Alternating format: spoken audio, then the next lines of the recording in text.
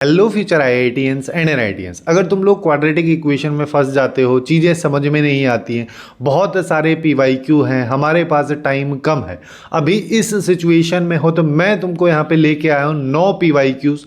जिस तरीके के क्वेश्चन हर साल एनटीए हर शिफ्ट में लगभग पूछता ही हुआ आया है, तुम केवल इन 9 क्वेश्चंस को भी कर लो तो काफ़ी आसानी से क्वाड्रेटिक इक्वेशन में 4 नंबर सिक्योर कर सकते हो।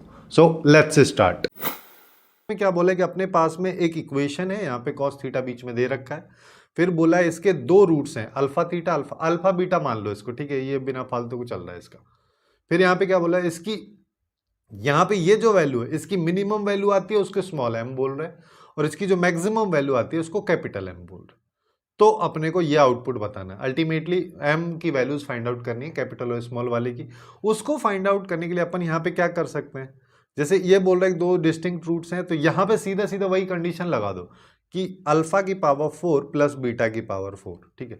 इसको निकालते हैं, इसको निकालने के लिए अपन क्या कर देंगे, alpha square plus beta square का whole square minus 2 alpha square beta square. इसको और सिंप्लीफाई कर दो, ये आ जाएगा अल्फा प्लस बीटा का whole square minus 2 alpha beta, और फिर पूरे का होल स्क्वायर हो रहा है माइनस 2 इंटू अल्फा बीटा का होल स्क्वायर।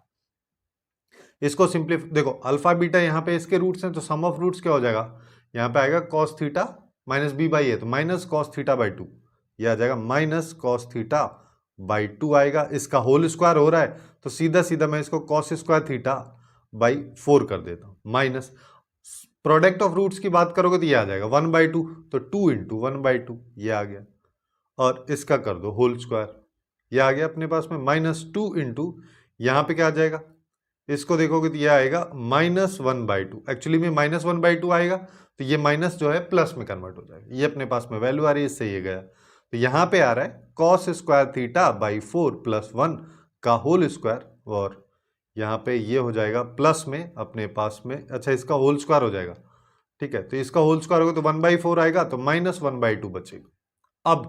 अब अपने को इसकी मिनिमम और मैक्सिमम वैल्यूज फाइंड आउट कर, मिनिमम कब होगी, जब कॉस थीटा मिनिमम होगा, और कॉस स्क्वायर थीटा है, तो कॉस थीटा की बात अगर मान लो मैं करता हूं, तो कॉस थीटा के बारे में आपको पता है -1 से 1 के बीच में रहता है, वहीं पे कॉस स्क्वायर थीटा की बात करोगे तो ये 0 से 1 में रहता है, जिसका मतलब कॉस स्क्वायर थीटा की मिनिमम वैल्यू 0 रहेगी। जब ये 0 रहेगी तो मिनिमम अपने पास में स्मॉल एम है, ठीक है, तो स्मॉल एम की वैल्यू हम सबसे पहले निकाल रहे हैं, जिसके लिए अपने को मिनिमम लेना है, तो यहाँ पे 0 रखेंगे तो 0/4 0 हो गया, तो 0 प्लस 1 का होल स्क्वायर यानी कि 1, माइनस यहाँ पे क्या आएगा 1/2, तो ये आ गया 1/2। अब स्मॉल कैपिटल एम के लिए बात कर लो, मैक्सिमम मैक्सिमम के लिए कॉस स्क्वायर थीटा की मैक्सिमम वैल्यू 1/1 रहेगी, तो ये एक्चुअली में आ जाएगा 1/4 प्लस 1 का स्क्वायर माइनस 1/2, ये आ गया 5/4 का स्क्वायर, जिसको 25/16 लिख दो, और 1/2 को भी ना हम ऐसा करते हैं 8/16 लिख दो, चाहो तो एलसीएम लेके सिंप्लीफाई करते हैं, बट ऐसे भी कर सकते हैं, जिससे क्या है कि आसानी से हम बता सकते हैं कि ये 17/16 हो गया। अब क्या कह रहा है, अब इसको निकालना है, अब दोनों को ऐड कर दो, दोनों को ऐड करेंगे 1/2 प्लस 17/16, अब यहाँ पे जो 1/2 है इसको भी ऐसे लिख दो, जिसका मतलब ये आ गया 25/16। क्वेश्चन के अकॉर्डिंग इस पूरी वैल्यू को हमको मल्टीप्लाई करना है 16 से, तो कर दिया, तो बच गया 25, और यही इसका आंसर हो जाए। अब यहाँ पे इस तरीके के क्वेश्चन को सॉल्व करने के लिए, जैसे यहाँ पे सम ऑफ रूट्स पूछा है, अब सम ऑफ रूट्स निकालने के लिए पहले मेरे को इसको एक स्टैंडर्ड फॉर्म में कन्वर्ट करना रहेगा, जिसको अपन कन्वर्ट करने के लिए क्या कर सकते हैं, यहाँ पे जैसे ये लिखा है 2 की पावर 33x, और यहाँ पे क्या है 2 की पावर 2, उसके आगे माइनस है, जिसका मतलब ये डिनोमिनेटर में चला जाएगा, है ना, फिर प्लस लगा है, फिर यहाँ पे क्या है 2 की पावर 11x, और इसके साथ 2 की पावर 2, इस तरीके से लिख सकता हूँ इसको।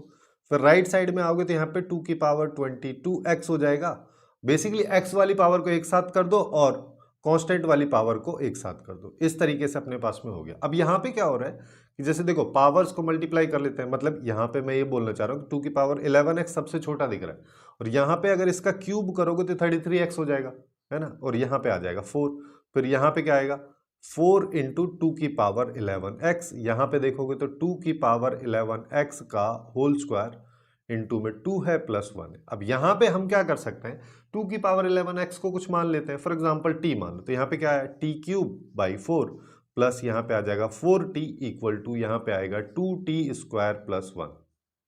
अब इसको स्टैंडर्ड इक्वेशन में बनाने के लिए मैं यहाँ पे क्या करूँगा, 4 से मल्टीप्लाई कर दूँ, तो यहाँ पे आएगा टी क्यूब प्लस यहाँ पे आ जाएगा 16t, 4 से इसको मल्टीप्लाई करके लेफ्ट में ले आते हैं तो -8t² -4 इक्वल टू 0।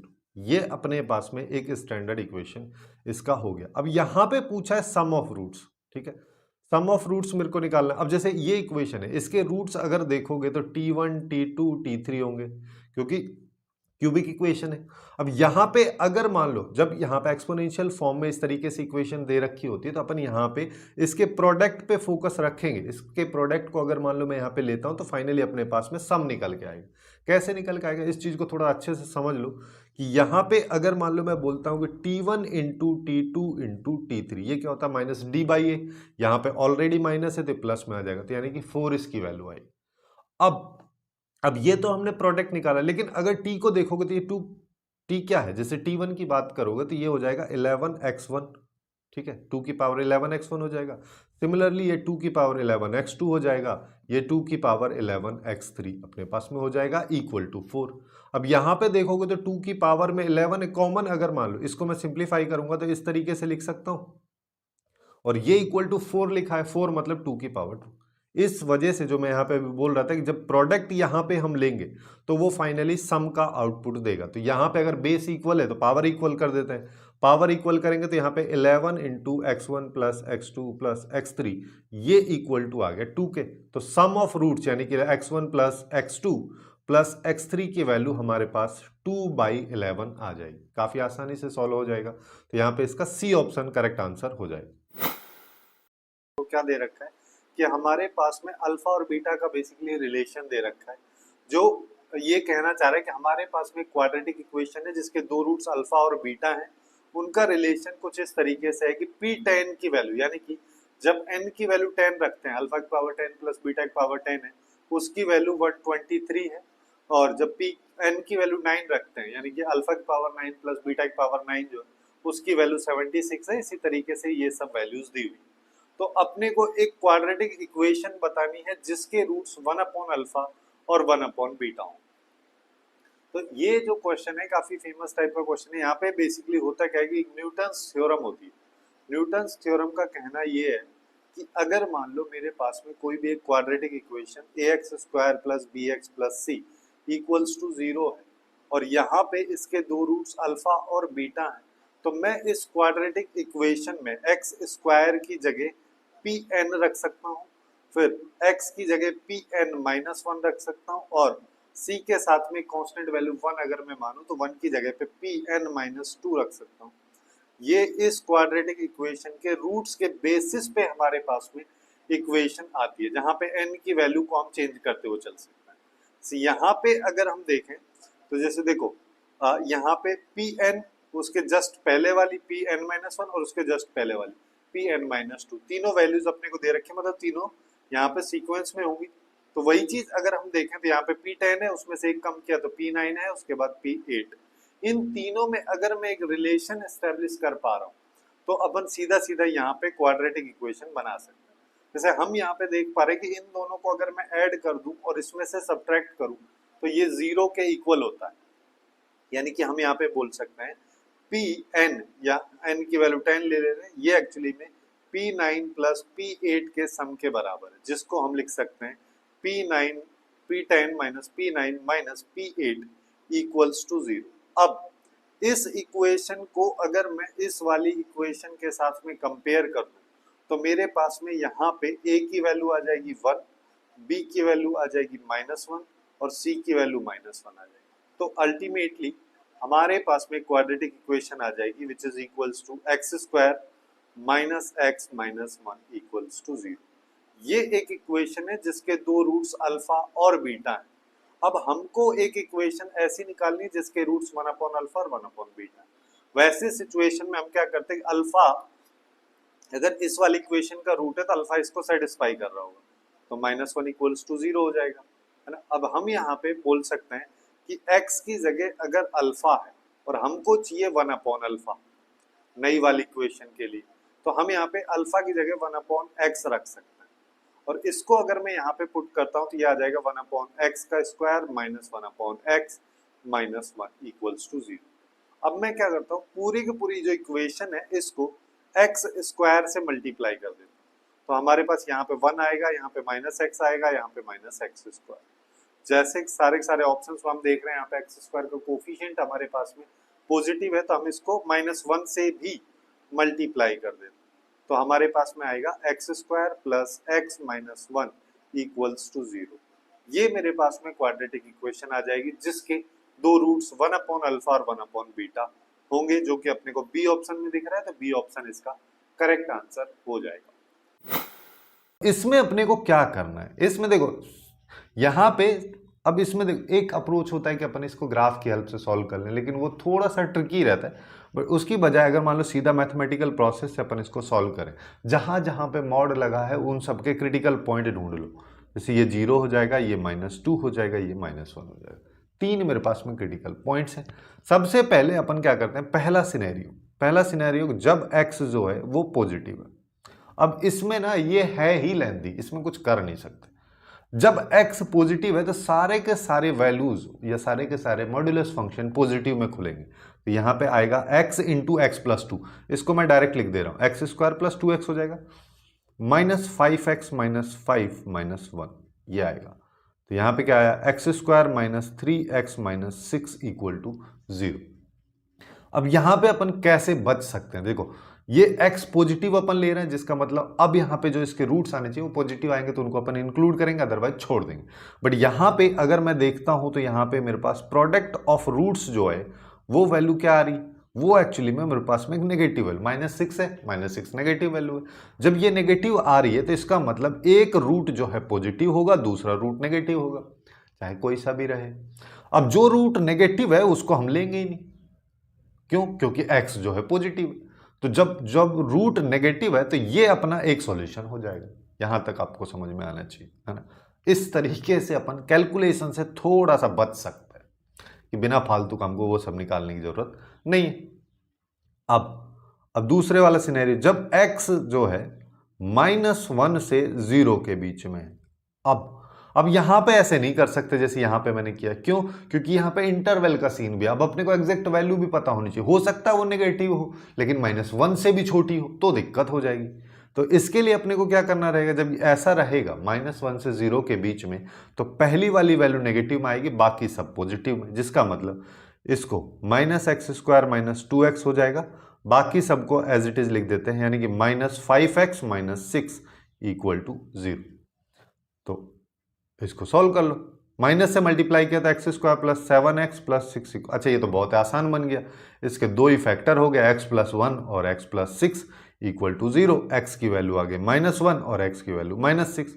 ऑब्वियस सी बात है -6 इस रेंज में नहीं है, -1 को यहाँ ले लो, इसको यहाँ इंक्लूड कर दो, ठीक है, ये 0 को यहाँ पे कर दो, उससे कोई फर्क नहीं पड़ रहा, ठीक है। तो एक सॉल्यूशन अपने पास में, दूसरे नंबर का सॉल्यूशन यहाँ पे आ गया है। अब थर्ड केस ले लो, थर्ड केस अपने पास में क्या आएगा, थर्ड केस मेरे पास में यहाँ पे हो जाएगा, कहाँ गया, हाँ 2 हो गया। थर्ड केस अपने पास में यहाँ पे हो जाएगा जब x जो है -2 से -1 के बीच में हो।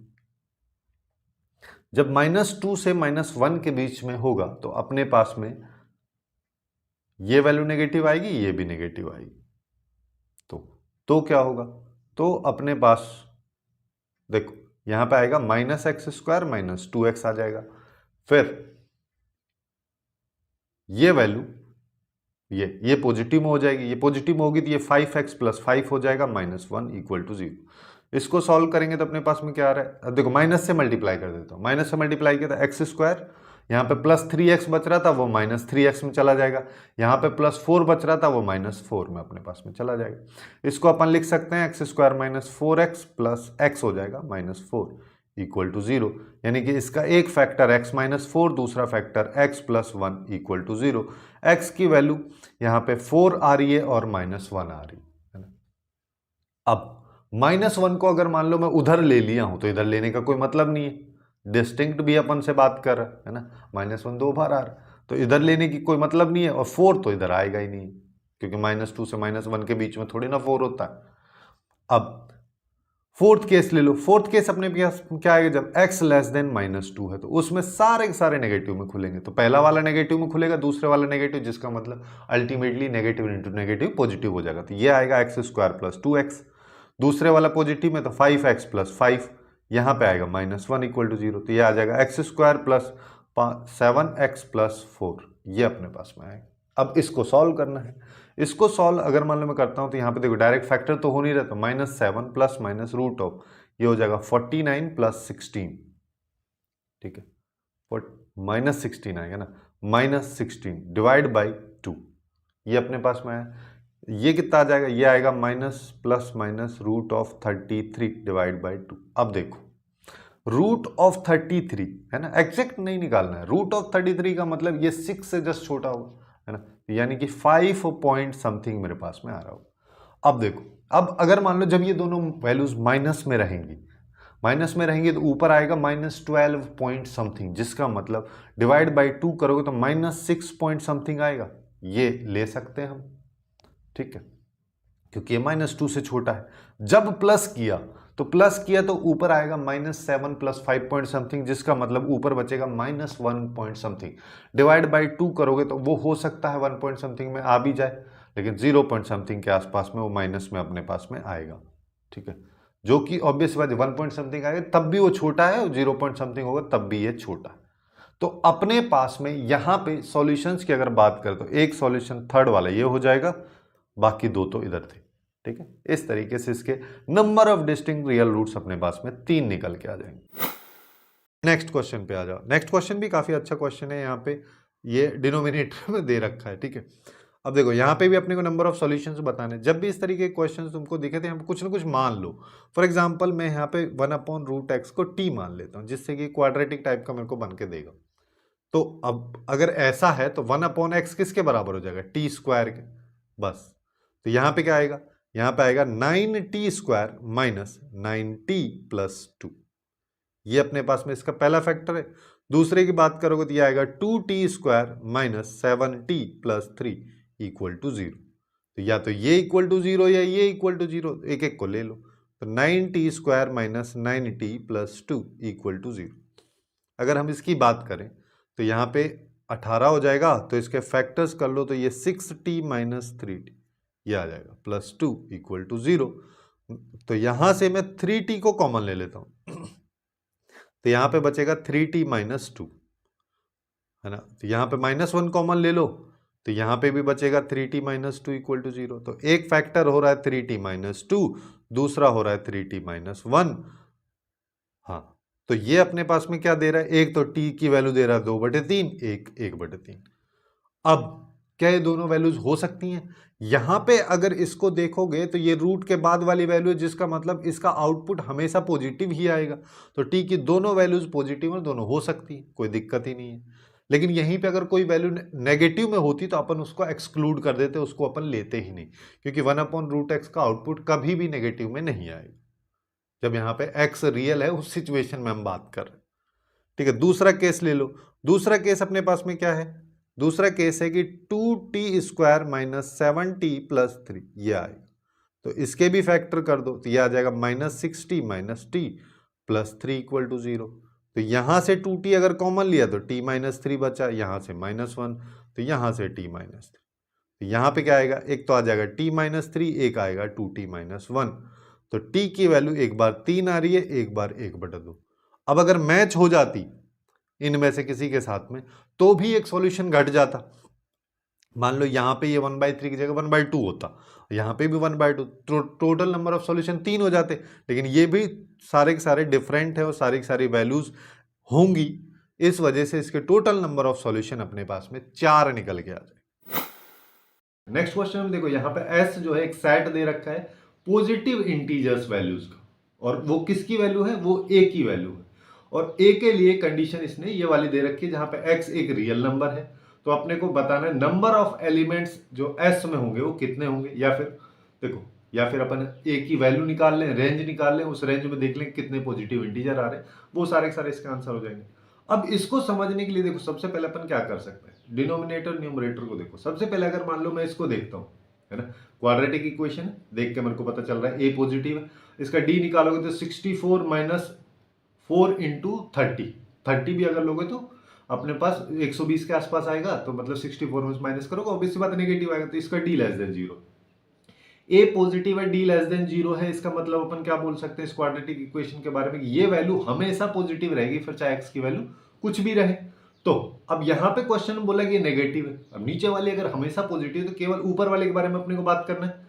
ऊपर वाली जो है ए एक्स स्क्वायर प्लस 2 इंटू ए प्लस 1, और यहां पे x है प्लस 9a प्लस 4, ये जो है ये लेस देन जीरो होना चाहिए। यहां पे ये लेस देन जीरो कब होगा, ये तब होगा जब इसका a नेगेटिव हो, उसके साथ साथ d भी लेस देन जीरो हो, ये कंडीशन होनी चाहिए। अब a के बारे में तो अपन ने ये लिख दिया, चलो अब इसका d चेक कर लेते हैं। d कैसे चेक करेंगे, d चेक करने के लिए हो जाएगा 4 इंटू ए प्लस 1 का whole square minus 4 into 1 into 9a plus 4, इसको देख लेते हैं। तो ये अपने पास में क्या आ रहा है, देखो इसको लेस देन जीरो होना पड़ेगा, उन वैल्यूज को ही अपने को निकालना है, ए की वो वैल्यूज। तो 4 को कॉमन लेके निपटा सकते हैं। तो अपने पास आया ए प्लस 1 का होल स्क्वायर, जिसको खोल के लिख देता हूं A square plus 2a plus 1 minus यहां पे क्या आएगा minus 9a minus 4 less than zero. इसको देखोगे तो ये क्या आ रहा है ए स्क्वायर, अच्छा एक सेकंड ना, यहाँ पे 1 नहीं आएगा, यहाँ पे a आएगा, तो minus 9a square minus 4a आ जाएगा, ये अपने पास में आएगा। अब इसको थोड़ा सिंप्लीफाई करते हैं, तो अपने पास आया माइनस 8a स्क्वायर और minus 2a plus 1 less than zero. इसी को अपन कैसे लिख सकते हैं, 8a square plus 2a minus 1 greater than zero. इसके फैक्टर्स कर दो, इसके फैक्टर्स क्या हो जाएंगे 8a square plus 4a minus 2a minus 1 greater than zero. अब यहां पे इसके दो फैक्टर देखो, यहां से क्या कॉमन आ सकता है, यहां से कॉमन आ रहा है 4a कॉमन लिया तो 2a प्लस 1 माइनस यहां पे क्या आएगा, यहां पे 1 कॉमन ले लो तो यहां पे आएगा 2a plus 1 greater than zero. एक फैक्टर आ गया 2a प्लस 1, दूसरा आ गया 4a minus 1 greater than zero. अब यहां पे अपने को अगर a की वैल्यू निकालनी तो अपन कैसे निकालते हैं, सबसे पहले लाइन पे इनको ड्रॉ कर दो, जैसे माइनस हाफ यहां पे आ गया और यहां पे क्या आ जाएगा 1/4। अब क्या बोल रहा है ये कि 1/4 से बड़ी होनी चाहिए, जिसमें 1/4 भी इंक्लूडेड नहीं है, और माइनस हाफ से छोटी होनी चाहिए। लेकिन यहां पे अगर देखोगे तो यहां पे अपने क्या कंडीशन लिया है कि अपना जो a है वो नेगेटिव होना चाहिए, जिसका मतलब ये वाली वैल्यू अपने किसी काम की नहीं। मैं यहां पे बोल सकता हूं मेरे पास a की जो वैल्यू आ रही है वो माइनस इन्फिनिटी से माइनस हाफ तक आएगी, जिसमें माइनस हाफ इंक्लूडेड नहीं है। इस सिनेरियो में इस पूरे इक्वेशन या फॉर्मेट की या फंक्शन की जो वैल्यू है वो लेस देन जीरो रहेगी। अब पूछा गया, अब क्या बोला है, एस अपने पास सेट है, उस सेट में a की वैल्यूज हैं और a की वो जो वैल्यूज हैं वो पॉजिटिव इंटीजर वैल्यू। अब इस सिनेरियो में जब रेंज a की ये आ रही है तो यहां पे तो एक भी पॉजिटिव वैल्यू है ही नहीं, कोई सी भी पॉजिटिव वैल्यू इसमें आ ही नहीं रही, क्योंकि मिनिमम या मैक्सिमम बोल लो माइनस हाफ तक जा रहा है, उसके आगे जा ही नहीं रहा, तो एक भी पॉजिटिव वैल्यू अपने पास में नहीं है। तो नंबर ऑफ एलिमेंट्स कितने हो गए सेट में, एक भी नहीं है, मतलब जीरो, खत्म। यहां पे इस क्वेश्चन का करेक्ट आंसर अपने पास जीरो है। अब इस क्वेश्चन की बात कर लेते हैं, ठीक है। इस क्वेश्चन में क्या बोल रहे हैं कि हमारे पास में a है, a की रियल वैल्यूज हैं, और क्या बोला है कि ये जो इक्वेशन है इसके रियल रूट नहीं है, एक भी रियल रूट नहीं है, तब a की जो वैल्यूज आती हैं वो अल्फा कॉमा बीटा के इंटरवल में आती है, और फिर यहां पे x एक इंटीजर वैल्यू है जो कि अल्फा और बीटा के बीच का इंटीजर है, तो अपने को उसके स्क्वायर्स का सम बताना, ठीक है। देखने में थोड़ा अजीब टाइप का हो सकता लग रहा है, लेकिन अभी काफी आसानी से क्लियर हो जाएगा। देखो यहां पे अपने को क्या करना है कि ये हो गया 2x स्क्वायर प्लस यहां पे आएगा a minus 5 into x plus 15 minus 3a equal to 0, ये आ गया। सिंस इसके कोई भी रियल रूट नहीं है, that means d less than 0, तो d कर दो, यानी कि a माइनस 5 का होल स्क्वायर इंटू 4 इंटू 2 8 हो गया, और माइनस 15 माइनस 3, ये लेस देन 0 होना चाहिए। चलो इसको खोलते हैं अभी, तो ये A square minus 10a plus 25 minus 120 अपने पास में आ जाएगा यहां पे, और देखोगे तो क्या आएगा, प्लस आ जाएगा 24a, ये लेस देन 0। तो यहां पे देखोगे तो a स्क्वायर प्लस 14a, और यहां पे आएगा माइनस 95 लेस देन 0, ये हमारे पास में इसकी वैल्यू आ रही। अब देखो, सिंस यहां पे एक कंडीशन और लगा सकते हो तुम कि a एक रियल नंबर है और उस क्वाड्रेटिक इक्वेशन का आउटपुट अगर हमारे पास में लेस देन जीरो है तो अपवर्ड और डाउनवर्ड के बेसिस पे सीधे सीधे यहाँ पे फिर से डी लेस देन जीरो वाला कंडीशन अपन इंप्लाई करके इसको आगे करके सॉल्व कर सकते हैं। बट मैं बोल रहा हूँ उतना सब ना करके हम यहाँ पे सीधा इसका फैक्टर ही कर लेते हैं कि इसका फैक्टर करेंगे तो ये आएगा 19a और 5 यहाँ पे ये आ जाएगा और ये हो गया, यानी कि एक वैल्यू तो अपने पास में आ जाएगी a प्लस 19 हो गया और a माइनस 5, ये लेस देन जीरो हो गया। अब हमको क्या करना है, अब लाइन में आ जाओ तो माइनस 19 और 5 से बड़ी वैल्यू अगर मैं डालूंगा तो इस पूरे का जो आउटपुट पॉजिटिव आएगा, इसके बीच वाली वैल्यू में नेगेटिव आएगा और इधर पॉजिटिव आएगा। चाहो तो वैल्यू डाल के भी देख सकते हो, यहाँ पर जीरो कंसीडर कर लो, जीरो डालोगे तो ये वाली वैल्यू पॉजिटिव हो जाएगी, दूसरे वाली नेगेटिव रहेगी और हमको चाहिए नेगेटिव ही। तो हम यहाँ पे क्या बोल सकते हैं, ए का इंटरवल माइनस 19 से 5 आ गया, ठीक है। अब जब ए का इंटरवल माइनस 19 से 5 आ चुका है तो उसके बीच में जो इंटीजर्स हैं यानी कि माइनस 18 माइनस 17 माइनस 16 से स्टार्ट होकर जीरो पे जाएगा, फिर 1 2 3 4 तक। ये क्या कह रहा है कि इन सबका स्क्वायर करते जाओ, ऐड करते जाओ, बस वही इसका आंसर है। तो सबसे पहले इन सबको ले लो, ठीक है, इन पांचों को ले लो, जीरो का तो कोई मतलब ही नहीं है। इन चार को लेंगे तो यहाँ पे क्या हो जाएगा, 1 का स्क्वायर प्लस 2 का स्क्वायर प्लस 3 का स्क्वायर प्लस 4 का स्क्वायर, जिसकी वैल्यू होती है 30, ठीक है। उसके बाद अपन क्या करें, -1 का स्क्वायर माइनस 2 का स्क्वायर, जिसको डायरेक्टली मैं ऐसा भी लिख सकता हूँ कि होल स्क्वायर होता है माइनस प्लस में कन्वर्ट हो जाएगा, ये एक्चुअली में 18 तक आ रहा है, ठीक है। 30 को अपने को लास्ट में ऐड करना है। अब ये n नेचुरल नंबर के स्क्वायर का सम है, तो यानी कि 18 इंटू n प्लस 1 19, 18 दूनी 37 डिवाइड बाय 6, 6 को 3 किया है ना, ये आ गया अपने पास में। अब यहां पे हम इसको क्या करते हैं कि देखो ये जो 37 लिखा है, इसको 40 माइनस 3 करके इस तरीके से कैलकुलेट करके आप सिंप्लीफाई कर सकते हैं। इसका डायरेक्ट जो आंसर मैं वो बता दे रहा हूँ, यहाँ पे 30 आएगा, ये 2109 आएगा, जिससे कि इसका आंसर 2139 यानी कि ऑप्शन डी वाला अपने पास में निकल के आ जाए। अब नेक्स्ट क्वेश्चन पे आ जाओ। देखो ये थोड़ा सा अलग टाइप का क्वेश्चन है। यहाँ पे अपने को एक क्वाड्रेटिक इक्वेशन दिया है, फिर बोला है कि इन तीनों की वैल्यू f(1) की वैल्यू 3 है, f(-2) की वैल्यू लैम्बडा है, f(3) की वैल्यू 4 है और फिर इस इक्वेशन की वैल्यू 14 है, तो लैम्बडा अपने को निकाल के बताना है। अब देखो जैसा जैसे ये बोलता हुआ चल रहा है वैसे वैसे अपन करते हैं। जैसे f(1) की वैल्यू की बात करता है, x की जगह 1 डाला तो यहाँ क्या है, a plus b plus c is equal to 3, ठीक है। f(-2) की बात कर रहा है तो -2 कर दो, तो ये आएगा 4a minus 2b plus c is equal to, ये लैम्बडा के बराबर है। फिर 3 की बात करोगे तो यहां पे आएगा 9a प्लस 3b प्लस सी, ये एक्चुअली में 4 के बराबर है। लास्ट वाली इक्वेशन से भी आ जाओ, इसको सिंप्लीफाई कर। देखो f(0) अब निकालने नहीं बैठना, देखो f(0) की चलो वैल्यू निकाल लेंगे, जिससे सी आ जाएगा। f(1) अब ये वैल्यू वापस से नहीं निकालनी, अपने को यहां पे जो दे रखे हैं इनका यूज कर लेते हैं। जैसे 3 f(-2) यानी कि लैम्बडा प्लस f(3) जिसकी वैल्यू 4 है इक्वल टू 14 है, तो यहां पे मैं बोल सकता हूं c प्लस लैम्बडा, ये 7 हो गया, 7 को 14 में से माइनस करेंगे 7 यहां आ जाएगा, या फिर c is equal to lambda minus 7। अब क्या करना है, अब एक देखो वैसे अगर देखा जाए तो अपने पास में 4 इक्वेशन है, 4 अननोन है, काफी आसानी से अपन निकाल पाएंगे, लेकिन उतना ज्यादा लेंथी प्रोसेस अपने को करना नहीं है। यहां पे अगर स्मार्ट अप्रोच अपन लगाना चाहे तो क्या, कि इस इक्वेशन को ध्यान से देखो कि इसमें अगर मान लो मेरे को लैम्बडा चाहिए, सी की वैल्यू अगर मान लो मैं यहां पे डाल देता हूं तो ये लैम्बडा के टर्म में बन गया। अब ऐसे ही मेरे को इन इक्वेशंस की हेल्प से a प्लस बी की भी वैल्यू अगर मैं निकाल लूं और उस वैल्यू को लैम्बडा के रेस्पेक्ट में निकाल लूं और उस वैल्यू को यहां पर पुट कर दूं, तो डायरेक्टली अपने पास में लैम्बडा आ जाएगा। तो बस अब यही काम अपने को करना है। क्या करना है, यहां पे देखना है कि कैसे अपन निकाल सकते हैं a प्लस बी की वैल्यू। a प्लस बी की वैल्यू निकालने की देखो, अगर मान लो इसको मैं सेकंड बोल दूं, इसको थर्ड बोल दूं, इसको 1 बोल दूं, थर्ड में से सेकंड गया तो 9a में से 4a गया तो 5a बचा, और ये -2b प्लस में हो जाएगा तो ये भी 5b बच जाएगा। 5 को कॉमन लेके अपन कर सकते हैं। तो यहां पे अगर मैं थर्ड इक्वेशन में से सेकंड इक्वेशन को सब्ट्रैक्ट कर देता हूं तो 9a plus 3b plus c is equal to 4, यहां पे है 4a माइनस 2bc और ये आ जाएगा। चलिए अब देखो सब्ट्रैक्ट अगर अपन कर रहे थे, यहाँ पे माइनस आएगा, यहाँ पे प्लस आएगा, यहाँ पे माइनस माइनस, ऑब्वियस सी बात है, ये सब बताने वाली चीज है नहीं। तो यहाँ पे आएगा 5a plus 5b is equal to 4 minus lambda. तो a प्लस b की वैल्यू हमारे पास में आ गई 4 माइनस लैम्बडा बाई 5। बस अब हो गया क्वेश्चन खत्म। अब अपने को क्या करना है, सारी सारी वैल्यूज इक्वेशन फर्स्ट में डाल दो।